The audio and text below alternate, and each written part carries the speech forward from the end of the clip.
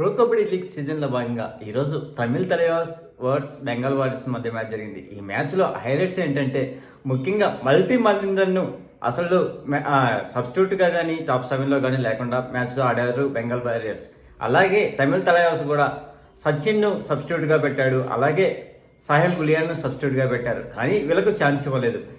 ఈ మ్యాచ్లో తమిళ Thalaivas allrounder performance ఇచ్చింది. ముఖ్యంగా మనం మాట్లాడుకుంటే విశాల్ సెహల్ సూపర్ 10, అతనికి తోడు డిఫెండర్లు అయినటువంటి అమీర్ హుసేని 7 ట్యాకిల్ పాయింట్ చేయడము, నితీష్ కుమార్ 6 ట్యాకిల్ పాయింట్ చేయడము ఘన విజయాన్ని సాధించింది.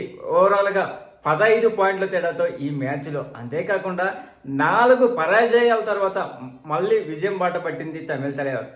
దీంతో బెంగాల్ వారియర్స్కు వరుసగా ఇది 4వ ఓటమి.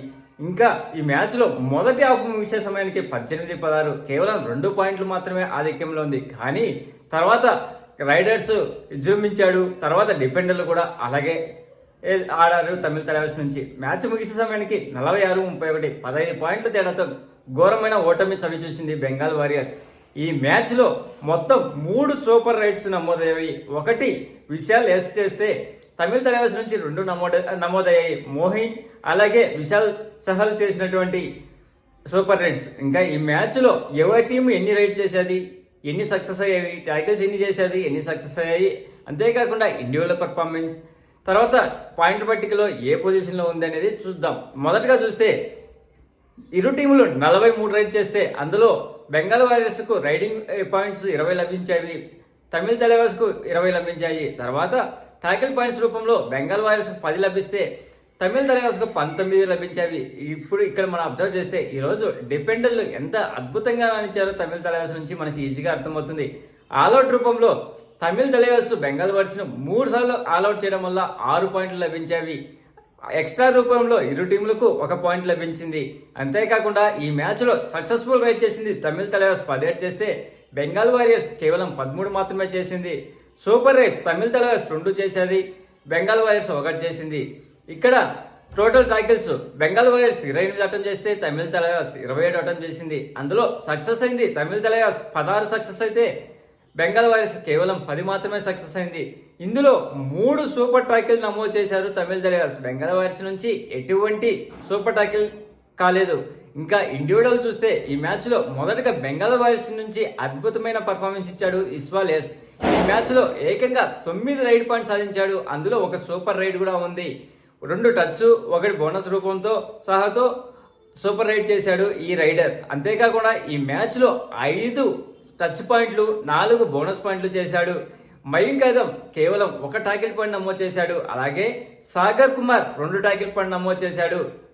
నితిన్ కుమార్ ఈ మ్యాచ్లో 8 రైడ్ పాయింట్ సాధించాడు. అందులో 5 టచ్ రూపంలో రాగా 3 బోనస్ రూపంలో వచ్చేవి. నితీష్ కుమార్ 4 పాయింట్లు సాధించాడు. 1 బోనస్ రూపంలో రాగా 3 ట్యాకిల్ రూపంలో వచ్చినవి. ఫజిల్ అత్రాచలి ఈ మ్యాచ్లో 4 పాయింట్లు సాధించాడు. అందులో 1 బోనస్ రూపంలో రాగా 3 ట్యాకిల్ రూపంలో వచ్చినవి. సబ్స్టిట్యూట్గా వచ్చినట్టు ఆకాష్ సహాన్ 1 టచ్ పాయింట్ నమోదు చేశాడు. మంజీత్ 1 టాకిల్ పాయింట్ నమోదు చేశాడు. ఇంకా తమిళ తలైవాస్ నుంచి చూస్తే మోయిన్ సబ్గేరి 6 రైడ్ పాయింట్ సాధించాడు. అందులో అది టచ్ రూపంలో రాగా 1 టాకిల్ రూపంలో వచ్చింది. ఇతను కూడా 1 సూపర్ రైడ్ నమోదు చేశాడు. 3 టచింగ్ రూపంలో వచ్చేవి, అది సూపర్ రైడ్గా వచ్చేది. అభిషేక్ మనోకరన్ ఈ మ్యాచ్లో 3 టాకిల్ పాయింట్ నమోదు చేశాడు. అందులో 1 సూపర్ టాకిల్ ఉంది. అలాగే విశాల్ సహల్ ఈరోజు రైడింగ్లో అద్భుతాలు చేశాడు. ఈ మ్యాచ్లో ఏకంగా 12 పాయింట్లు సాధించాడు ఈ రైడర్. బోనస్ రూపంలో 1, టచ్ రూపంలో 10, అలాగే 1 టాకిల్ పాయింట్ నమోదు చేశాడు. ఈ సీజన్లో ఇది మొదటి సూపర్ 10 ఈ రైడర్కు. అంతేకాకుండా ఈ మ్యాచ్లో 1 సూపర్ రైడ్ కూడా చేశాడు. 3 కూడా టచ్ రూపంలో వచ్చినవి ఆ రైడ్లో. అలాగే నరేంద్ర కండోలా ఈ మ్యాచ్కు కెప్టెన్గా వ్యవహరించాడు. ఈ మ్యాచ్లో కేవలం 5 పాయింట్లు సాధించాడు. అందులో 3 టచ్ రూపంలో రాగా 2 బోనస్ రూపంలో, 1 ట్యాకిల్ రూపంలో. అంతేకాకుండా తనకి ఓవరాల్గా ప్రో కబడ్డీ లీగ్ సీజన్లో 500 రైడ్లు కంప్లీట్ చేసుకున్నాడు ఈ సూపర్ స్టార్. అంతేకాకుండా అమీర్ హుసేని ఈ మ్యాచ్లో ఏకంగా 7 టాకిల్ పాయింట్ నమోదు చేశాడు. అందులో 2 సూపర్ టాకిల్ ఉండడం విశేషం. అంతేకాకుండా ఈ సీజన్లో ఇతనికి ఇది మొదటి i5. Nitish Kumar 6 tackle point నమోదు చేస్తే అందులో ఈ సీజన్లో ఇతనికి 3వ i5 కావడం విశేషం. ఇంకా మనము పాయింట్ పట్టికలో చూస్తే ఏ టీము ఏ పొజిషన్లో ఉందో ఒకసారి చూద్దాం.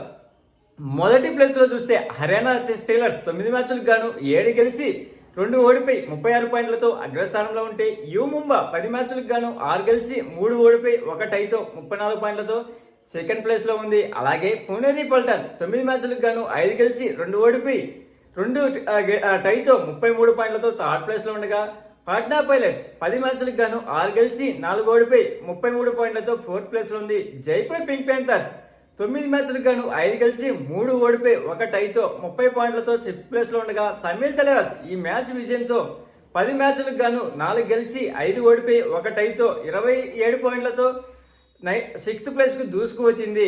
దబాంగ్ ఢిల్లీ 10 మ్యాచ్లకు గాను 4 గెలిచి 5 ఓడిపోయి 1 టైతో 27 పాయింట్లతో సెవెంత్ ప్లేస్ లో ఉండగా తెలుగు టైటాన్స్ 9 మ్యాచ్లకు గాను 5 గెలిచి 4 ఓడిపోయి 27 పాయింట్లతో ఎయిత్ ప్లేస్ లో ఉంది.